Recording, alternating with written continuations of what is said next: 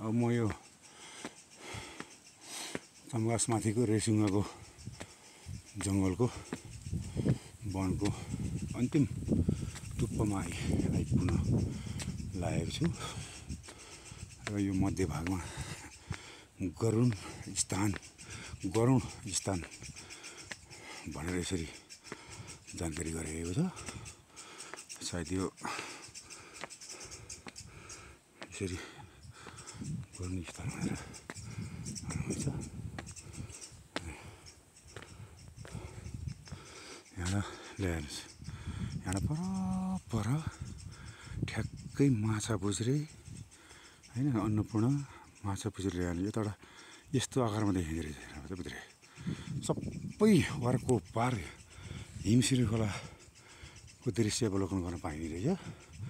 गजब छ यस्तो एउटा अनुपम प्राकृतिक सौन्दर्य प्रकृतिले कोटी कोटी दियो, वरदान दिएको यो देशमा अहिले आन्तरिक र बाह्य पर्यटक लगभग आन्तरिक त लगभग केही आन्तरिक पर्यटन त केही मात्रामा चाहिँ चलेको देखिन्छ, तर यो बाह्य पर्यटकहरूको यो आकर्षणको केन्द्र किन बन्न सकेन? सायद पहिला आइन्थ्यो होला पहिला यो चाहिँ गुल्मी युनाइटेड बचत तथा ऋण सहकारी संस्थाले रेसुङ्गा नगरमा यो तकमास गुल्मीद्वारा स्थापित भनेर यसरी गरुड को मूर्ति यसरी खडा गरिएको छ। गणेश र गरुडको मूर्ति खडा गरिएको छ। यो चाहिँ गरुड स्थान भन्दो रहेछ यसलाई। चरित्र राम्रो भएमा शरीरमा चमक देखिन्छ।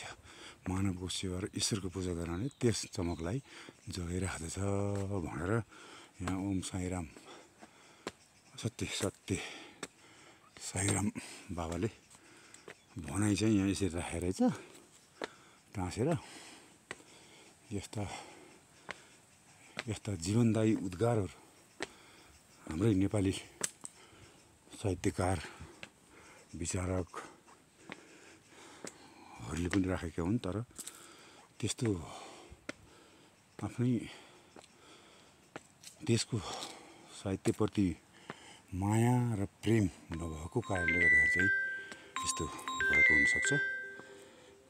मलाई यहाँ अहिले कहाँबाट फोन आयो, एकचोटि अर्को उसमा फोन आयो, म एकचोटि यसलाई यहीँ स्टप गरेँ है।